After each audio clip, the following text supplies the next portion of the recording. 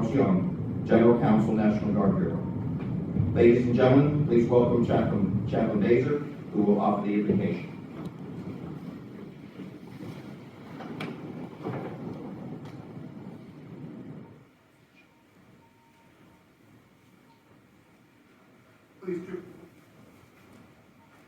Please join me in prayer of personal thought if you so freely choose to. Our eternal Creator, our guardian protector of all, we ask you, O God, for your choicest blessings of life as we celebrate the retirement of Col Marc G. Koblentz from the United States Air Force and the National Guard as Judge Advocate, Office of the General Counsel, National Guard Bureau. He has given 24 and a half years of highly distinguished self-service to our nation today, after 24 and a half years on this day. Col Koblentz has brought patriotic pride and unwavering devotion, sage legal guidance and insight, and above all, honor and passion throughout his military service. Our National Guard, especially over the last few years advising Guard leadership and supporting the 54 through the many domestic operations our nation has faced, greatly benefited from his presence. He has exemplified the biblical teaching from Deuteronomy, justice shall you pursue, so that you may live and thrive in your land. May all who follow the path of Col Koblentz has blazed be inspired by his commitment, honor, and leadership. Now, as he symbolically flies off to new directions, as the Attorney Advisor for Operations and Enforcement Law Division, Office of the General Counsel, bless his transition from citizen airman to citizen life with peace and harmony. May he continue to give sagely advice to the United States Department of Homeland Security. As you, O Lord, have been with them in strength and wisdom, so too continue to be with them and inspire him in his new endeavors, always aiming toward the sky with justice and compassion. We also ask your blessings upon Mark's family, his wife Maddie, his adorable daughter Mila, his father Barry, in-laws David and Jane watching from video land, along with siblings, friends, and loved ones across this virtual nation. They have all been tremendous sources of strength and support throughout his military career. Help us to banish the dark forces of iniquity, oppression, and violence. Endow us with the strength to create a just world order, an order in which the glorious banner of fellowship and peace wave over all your children everywhere. And let us say, amen. Amen.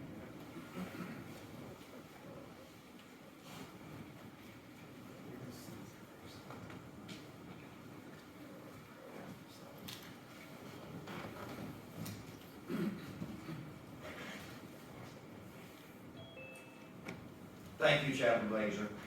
At this time, please welcome the General Counsel of the National Guard Bureau, Mr. Charles Young.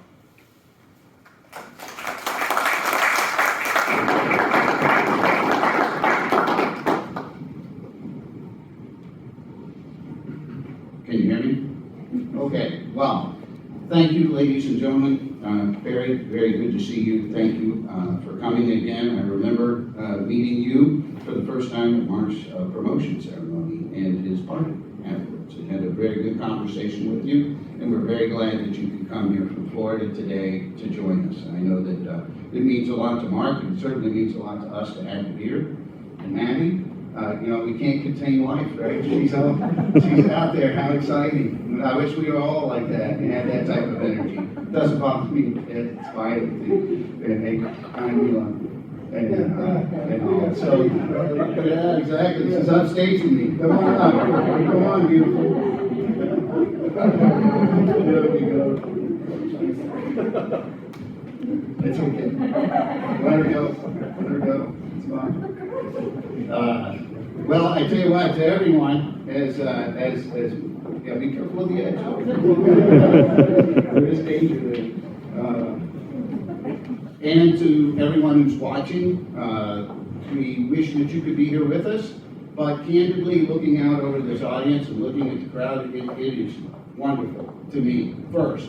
Even aside beyond the actual ceremony itself, looking at your faces and seeing you for the first time gathered together in almost more than a year is really kind of like probably a slight bit of what Noah felt when he opened the ark and the dove came back with the olive branch, that there was hope, right? Hope beyond this terrible pandemic that's affected all of us. I think some of us have had it, some of us have lost relatives, very close relatives, to the pandemic, so we're all really been affected by it. And to see you here today is perhaps the first grasp of normality coming back to us. And so there's hope there, there's hope here with Mila and with Mark in his retirement. New beginnings, right? That's kind of what we're going through and kind of what we're here to talk about. And Mark's retirement, that's the focus of our presence here today. And I want to kind of comment a little bit about some of the contributions that Mark has done and a bit of his background for those that may not be familiar with it, and for those that are, to just talk about how important it is and the background of it. And so Mark grew up with a father that had military experience, right? He had been in the Navy and had served his country during a time period when it wasn't popular to serve your country in a way. It was beginning to be unpopular at that point in the early 60s. But I gotta say, sir, you did pretty good being a Navy guy raising an Air Force officer. I gotta give you and your wife credit. You raised a very exceptional young man that grew up going to school in New Jersey and having an idea to go on to law school at George Washington and then join the Air Force to see the world, right? And of course, you know what the Air Force does. They hear you want to join the Air Force to see the world, so his first base was back in New Jersey at McGuire, right? Typical. They knew they had you at that point. So Mark came in and he quickly focused in on, say, operational law, probably is a good way to word it, because the Air Force recognized that and sent him then throughout the world. If you look at Mark's assignment history from that point, you're talking England, Turkey, South Korea, back to Japan, and then back to Turkey, I think, and then to Special Operations Command at Pearlburg Air Force Base down in Florida, and then from there to Saudi Arabia, I believe, and then here to Northern Virginia to be, in charge of perhaps what might be the Air Force's responsibility for the security of the national capital region. Obviously, that skill set proved us well. And then Mark came over to our office in around 2013 timeframe, so he's been here now 8 years. So if you look at that level of experience that he had as he went through these many different assignments, you could see everything from operational law to criminal trial defense to being able to advise senior officers about the way that the Air Force interacts with the civilian populace and civil disturbance operations. So everything was building towards a culmination of a skill set that was very helpful for him when he came to us and made him a very indispensable part of our team in operational law. And so it wasn't something that we needed to teach Mark. Mark had it, right? He brought it here. And through those many different assignments, he had began to progress through the things that are necessary to learn how to advise senior officers on important and sensitive topics, right? So he came and he not only brought that skill set with him, but he brought his personality, right? Which we're very happy to have. The guy is an expert in bracketology.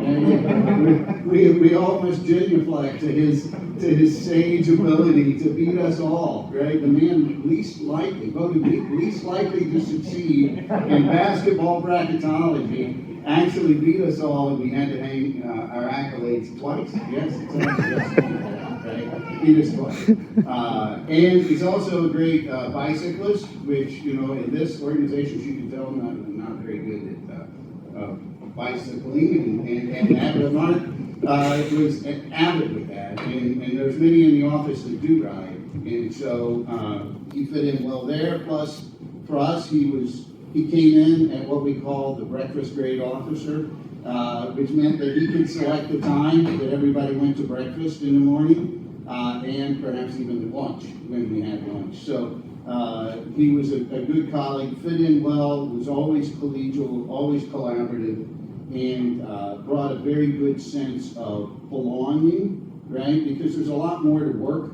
than just work.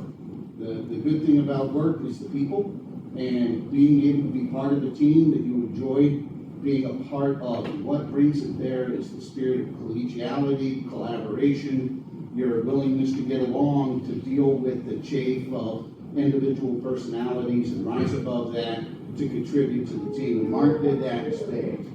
So it's in my perception, and as been around this office for a long time, that Mark's contributions will be a long-lasting legacy between, Major Chetta and Cindy Ruckno, as that passes on the legacy and the information that he helped to develop.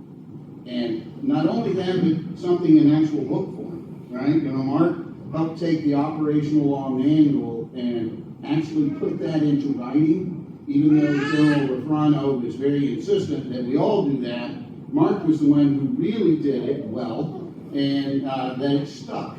And whenever I go somewhere now as the general counsel, the first thing the adjutant general asks me for is, hey, do you have a copy of the latest ops or ops law manual? Because it's become kind of the go-to product for the states. We have other versions that are out there, and they're gaining that level of popularity. But I gotta say, your credit, Mark, that is certainly a long-lasting, indelible piece that'll stay around, I think, and that hopefully we'll be able to perpetuate going forward. As you know, this last year, I don't have to tell all of you, but you've experienced it, but this last year was a record year for us.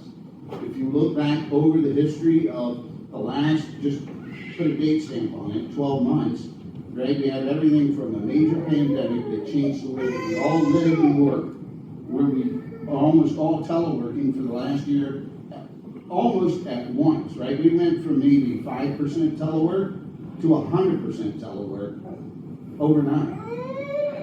In the middle of a pandemic where the National Guard just couldn't take the time off, right? And we had all of these really complex issues about how do we handle people, how do we vaccinate people, who can vaccinate, how do we do this? Incredible domestic operational issues, and then right on top of it, right about this time, at the beginning of May and everything, we had all of the issues related to civil disturbance.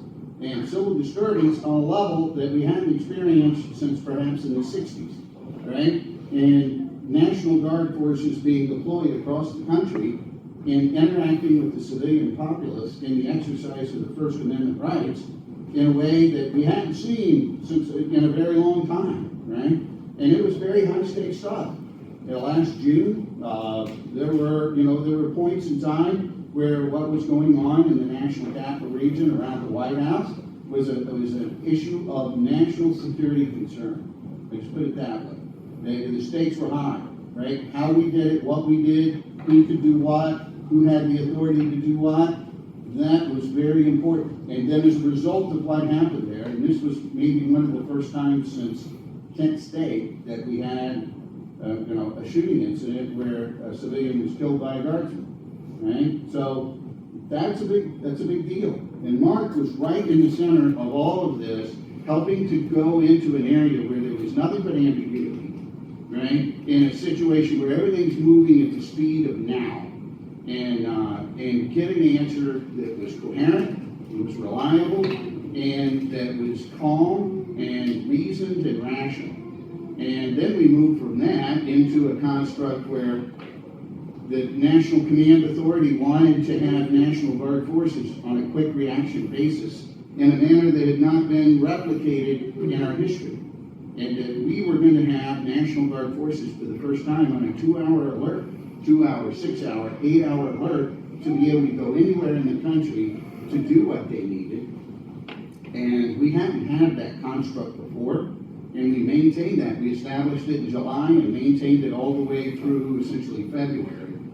And that was a very large lift, coming up with the construct, making sure that men and women sitting in armories on the rucksack for a 2-hour alert That means you have to be there all the time. The aircraft have to be there, they have to be there. It's a big deal. And we set that up, and then we move straight from that into election support, right? Into a circumstance where historically the nation has tried to avoid having military personnel to support elections. And yet, here we are in COVID, you can't find poll workers, and you have to provide security to the polling stations because you're concerned about civil unrest. So that received national command level attention. And Mark had to, again, sit down and look at the logic of how we are and where we are and how our situation is different from the active component, and be able to relay that to people in a context where the conversation is has a lot of anxiety, right? There was a lot of anxiety leading up to last November, and of course November wasn't the moment of clarity, right? And because November wasn't a moment of clarity, we kind of rolled over into the uncertain circumstances of January 6th. And even though he was on leave, not quite, but very close, right? Go figure. We were able to use Mark and his wisdom to help advise us on bringing 26,700 guardsmen here in a week from all the four corners of the United States in a way that we had never done before, right? At a time period when the nation's capital is under its highest degree of scrutiny than it has been in any of our memories, quite candidly. So, I think God has a way of putting the right people at the right place at the right time. And Mark was certainly one of those people. And I can tell you that having come in and taken this job right at the height of the June riots last year and all of the issues, it was extremely helpful to have Mark and his team and the operational law team in place to be able to make sure that when these questions that are being asked, and they're the hard questions, that no one knows the answer to. Because if there was an easy answer, they would have figured it out. And we're sitting in a room with DOD General Counsel and Army General Counsel, and then going into meetings with the chairman, the SecDef, and then on to the White House, that we have to have the right answer right then. And so we were really fortunate to have your son here. I gotta say, we're very proud of him, and proud of the contributions that he gave us. They really made a big difference to this country at the time. So, you were prepared for this, you kind of did your entire career that brought you up to this point, and you were able to contribute at the varsity level at the time that it was needed. So, what a great way to go out. Candidly, you went out on top. You ended up with a brand new house out of it, too, right? And Maddie, I got to tell you, you ended up being a military spouse in the perfect way. You didn't have to do all those PCS moves, right? And so, and you ended up with a beautiful daughter out of the whole thing. So, as a result, in my opinion, you've been very blessed, and I think now you have a great job that will carry you on in your retirement. So, we're looking forward to continuing to work with you and consider you a great friend and ally there. And obviously our interactions with your office are important, and having somebody there that knows the National Guard is indispensable for us. So if you ever need anything from us, Mark, you're more than welcome. And I wanted to make sure and give you the brand newly minted General Counsel coin, right? And you're only the second recipient, so.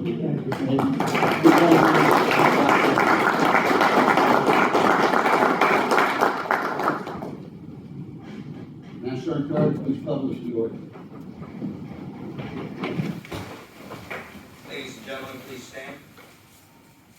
Attention to orders. Department of the Air Force, Washington, D.C., Special Order Number AL000717. Dated 17 August 2020. Col Marc G. Koblentz, effective 30 April 2021, you are relieved from active duty, organization and station of assignment, retired effective 1 May 2021, per AFI 363203 in the grade of Colonel. The people of the United States express their thanks and gratitude for your faithful service. Your contributions to the defense of the United States of America are greatly appreciated.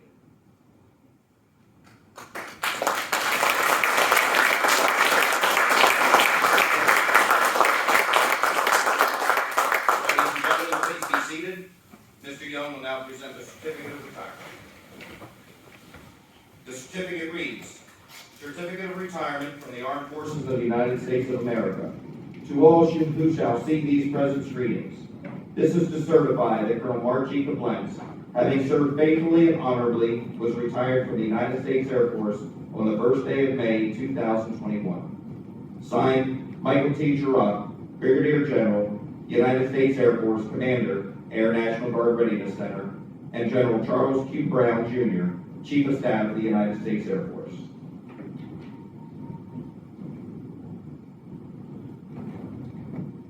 Ms. Kadish, please join Mr. Young and Colonel Koblentz on stage. Mr. Young will now present Ms. Kadish with a spouse certificate of appreciation.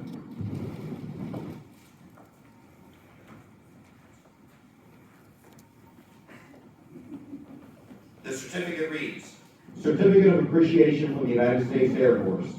In grateful appreciation, the United States Air Force presents this certificate of recognition to Mrs. Madeline M. Kadesh for the commitment and numerous contributions that made positive impacts to the nation's defense. Thank you for the support which gave strength and purpose to your spouse's service. Given this first day of May 2021, signed Michael T. Giroux, Brigadier General, United States Air Force, Commander, Air National Guard Readiness Center, and General Charles Q. Brown, Jr., Chief of Staff of the United States Air Force.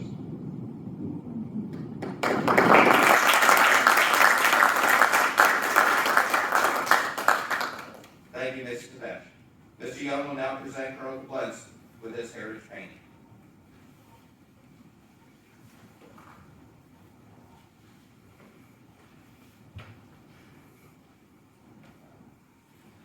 The heritage painting is entitled To Execute the Law of the Union, the Whiskey Rebellion, by Donna Neary for the states of Pennsylvania, New Jersey, Maryland, and Virginia, 1794. In September 1791, the western counties of Pennsylvania broke out in a rebellion against the federal excise tax on the distillation of whiskey. After local and federal officials were attacked, President Washington and his advisors decided to send troops to pacify the region. It was further decided that militia troops, rather than regulars, would be sent. On August 7, 1794, under the provisions of the newly enacted militia law, Secretary of War Henry Knox called upon the governors of Virginia, Maryland, New Jersey, and Pennsylvania for 12,950 troops as a test of the president's power to enforce the law. Numerous problems, both political and logistical, had to be overcome, and by October 1794, the militiamen were on the march. The New Jersey units marched from Trenton to Harrisburg, Pennsylvania. They were reviewed by their Commander-in-Chief, President George Washington, accompanied by Secretary of the Treasury and Revolutionary War veteran Alexander Hamilton. By the time troops reached Pittsburgh, the rebellion had subsided and western Pennsylvania was quickly pacified. The first use of militia law of 1792 set precedents for the use of the militia to execute the laws of the Union and suppress insurrections.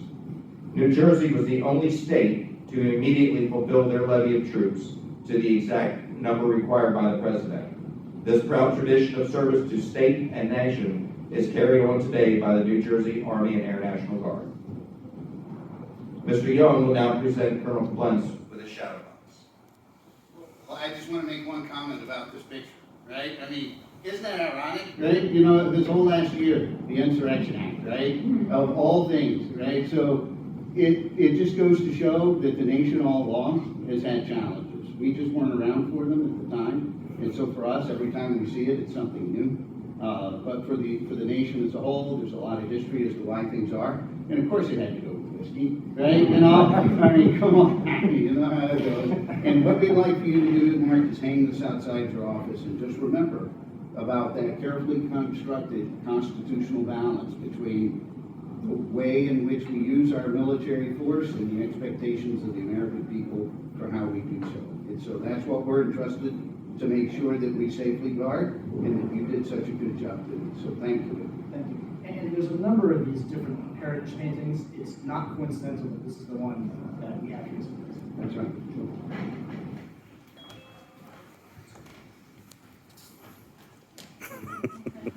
This is substantial. The shadow box contains an engraved plate which reads, Col Marc G. Koblentz, 21 October 1996 to 30 April 2021. Thank you for your service from the men and women of the National Guard and the United States Air Force.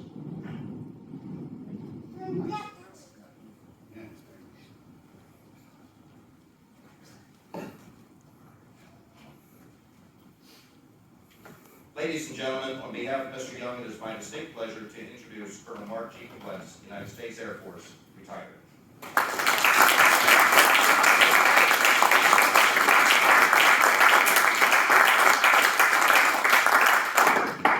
Thank you so much. After all those nice things said about me, it's about time for some rebuttal. First of all, I want to start out by thanking the people who were instrumental in putting this together. So Chief Flores and Sergeant Card, and I know others who have worked on this to make this ceremony possible. Thank you so much. I know Chief Flores was instrumental in getting the shadow box built. So I truly appreciate it. For everything you've all done, I'm humbled, I'm honored, and it's really kind of jarring to hear the order read that you are relieved of duty after 24 and a half years, but at least it was honorable, so I appreciate it. And so thank you, Chief and Sergeant Card and everybody. I also want to thank very much my good friend, Chaplain Colonel Larry Bazer, Rabbi Bazer, for honoring me with saying those words this afternoon and this morning, I guess. Thank you so much. I'm truly touched and honored by your presence and your help. So thank you. No one gets to this point alone. And I've been enormously fortunate for many, many years to have the help and assistance and support of so many people without whom there's no way I would be anywhere near this stage today. First of all, I want to thank Mr. Charlie Young. Charlie and I have served together for about 8 years. And when I first came into this office, he was the division chief of litigation division. I moved up in the office, he's moved up in the office. He took over as chief counsel at a very, very critical time last year. And it was just about the time that I was getting ready to go on terminal leave and end my effective operational part of my service. And Charlie came in and he did not, his background was different from our last chief counsel, who I'll talk about in a minute. And he asked me for some help, and we talked a lot. And I want to say, Charlie, not just thank you for all the nice things that you said today, and for doing the ceremony, for officiating, and for your wonderful words, which I truly appreciate. But I also want to thank you for your leadership. You came in at such a critical time, and you were, I only worked for you for a year, but you were great to work for, and I really appreciated the confidence and trust that you showed me and my team and in the others in the office, and it was a true honor to assist you and serve you, and I want to thank you for that. Thanks, Mark. I also want to address or thank specifically a number of other people. Our last chief counsel before Charlie was Brigadier General, now retired, Chris Rufano. I don't know if General Rufano was able to zoom in today. I think he may have had a conflict, but I'm hoping that what I say now, I'll get a chance to say to him more personally and privately later on. But General Rufano was a tremendous leader and mentor. He hired me, he promoted me twice, he made me the division chief of the Ops Law section, and he had an enormous amount of confidence and trust in me. He gave me enough autonomy and let me make mistakes and let me learn from them. And he, I think, really helped to, he was instrumental in helping me feel like a real part of this team, able to make a real contribution. And he gave me so much wonderful advice over the years. And I really, really was honored to work for General Rufano and to serve in the office. And I want to thank him for his leadership as well. I would say the same for our Chief National Guard Bureau, General Wilkinson, his predecessor, General Engel. It was truly an honor to serve these 4-star generals, these members of the Joint Chiefs of Staff, and to have that personal time to advise them and have them hear what I had to say and consider it. And maybe they would follow my advice, maybe they wouldn't, that's okay. But they listened and they asked great questions and they truly respected the work that I and General Rufano and Charlie and the rest of the team did here. And it was just the honor of a lifetime to serve at the strategic level, advising people who are advising the President, advising the Secretary of Defense directly. And it was very humbling. It was a lot of pressure, but at the same time, it made coming to work every day very, very exciting. I never knew what I would be doing that day when I drove to work, or telework, zoomed into work, but every day it was never boring. And when I like to tell the story, when I first was deciding what to do coming out of law school, I was working for a small law firm. I was bored out of my mind, and I applied for the Army for the Air Force job for not really knowing what I might be getting myself into. When they made me the offer to come on in and get commissioned, I knew it was a 4-year hard commitment. I said, wow, they could send me any place in the world. They could send me off to war. I don't know where I'll be stationed. I don't know what I'll be doing. And if I don't like it after a month or two, I can't just quit. So that was a big thing to take on. I thought about it, but I decided, you know what? No matter what may come of it, I know that I won't be bored day to day. I know it's going to be exciting, important work that directly contributes even in a small way to the betterment of our society. I decided to do it. I figured I'd stay for my initial 4 years, see how I liked it, and stay as long as I was still having fun. And 24 and a half years later, I still have some reticence and some reluctance about leaving, but I decided it was time. So I had so many mentors along the way who helped me out, people like retired former Deputy TJ of the Air Force, Steve Lepper, who was a wonderful mentor to me, and so many other people, Steve Irwin, Dawn Zoldai, Joel Doolin, Gene Ingrao, where she's here, there he is, and so many of my other colleagues here in the office who advised me along the way and helped me as I became a senior officer and took on more and more leadership responsibility and roles as I put on the Eagles and became a colonel myself. And I truly do appreciate it. And I'm not naming everybody, it's too many people to name, but every person in this room has helped me. And so many people who are not in this room, but are either watching on Zoom or weren't able to be here, but they know what they've done, and more importantly, I know what you've done.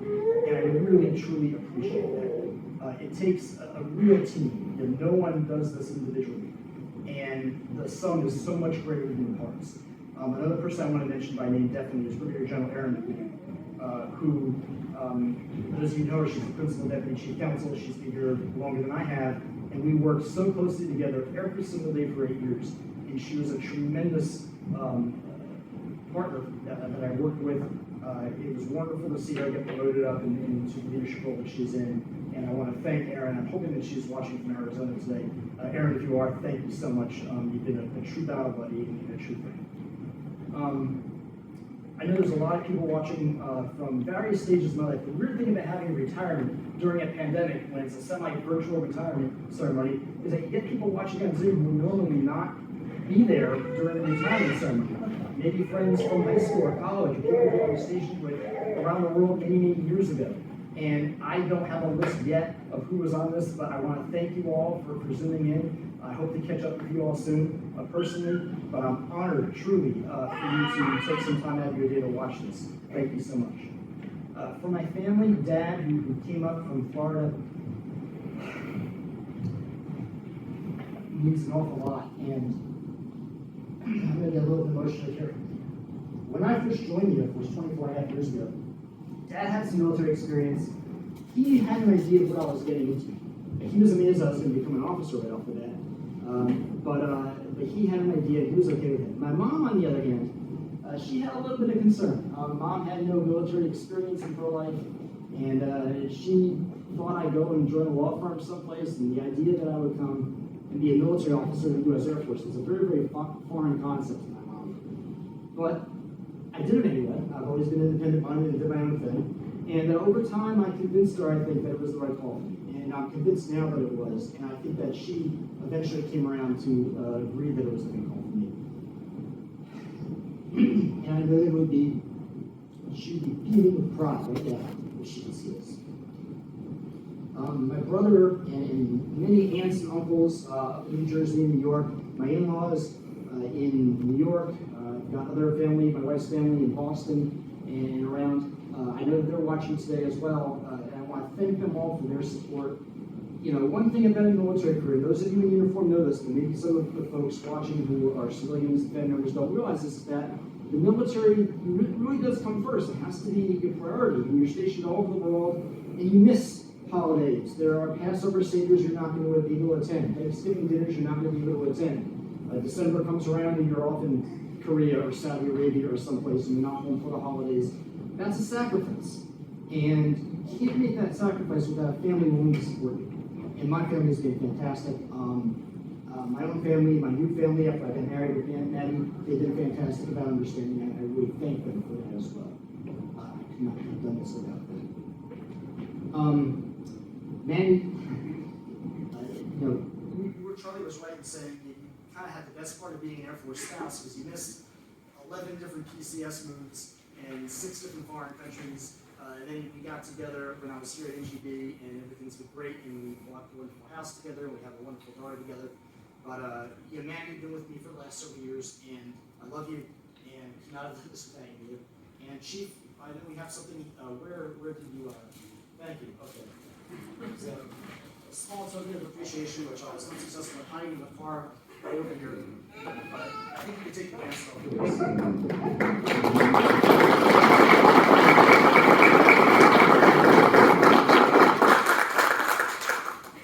Another thing I have, so I mentioned Mila, and I know Mila's the true star of the show here. I'm just incidental.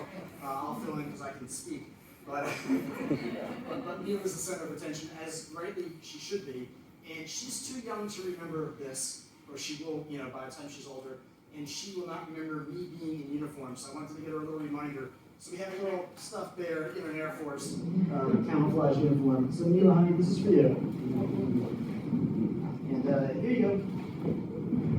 And you got for the collection.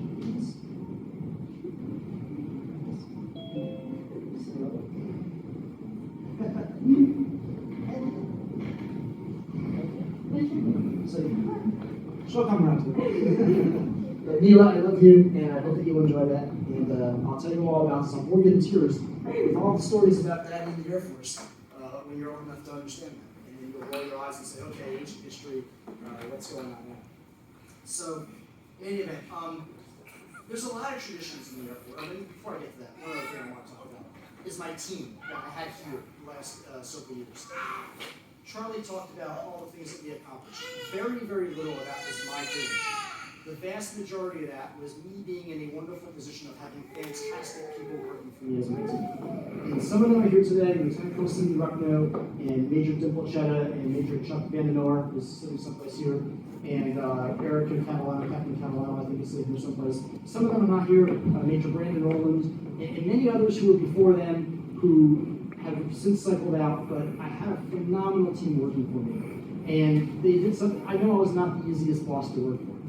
I can be demanding, I can be picky about things, I like things done a certain way, and I'm not shy about saying that. I can be very blunt, and I know all that about myself. But you put up with all that and did tremendous work. Every single time we had something where General Fano or Charlie would call and say, we need to get this thing done, and it has to get done. You got half an hour, it has to be right, it has to be suitable for presentation to a 4-star, who's on his way over to brief the president, and that's actually happened. And they came through every single time with phenomenal work.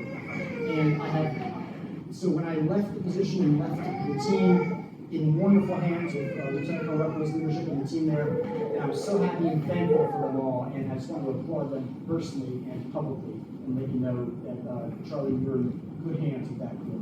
And you guys will not miss me, but you've got a phenomenal team. So thank you for that.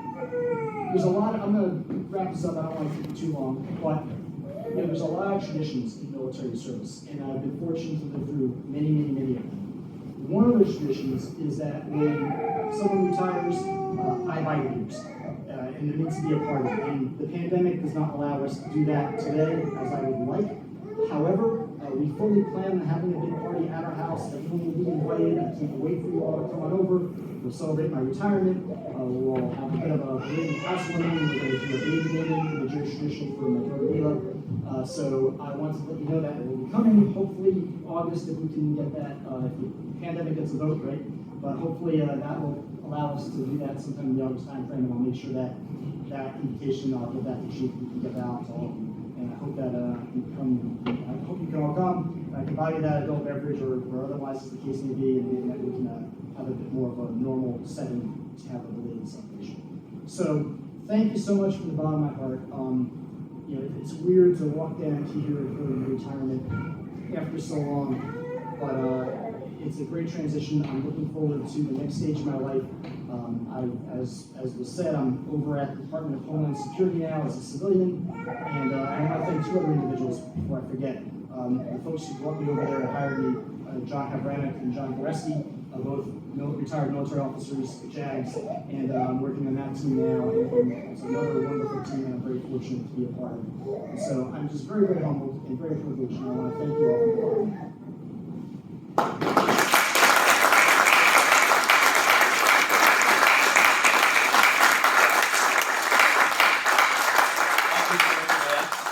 Once again, thank you for your more than 24 years of service to our country. At this time, we would like to invite Chaplain Bazer to offer the benediction. And please join me in prayer for Col Marc. Oh, compassionate and just God, we thank you for this blessed day and retirement ceremony of Col Marc G, for we have witnessed the shining service that he has brought to our nation, the United States Air Force, and our National Guard. Bless this day, for you have made it with love. Mark, I actually rise and actually join your family as I bless you all. May the Lord bless you and guard you. May the Lord show you favor and be gracious to you. May the Lord show you kindness and grant you peace. God bless our United States Armed Forces. God bless the United States of America. And let us all say, amen. Amen.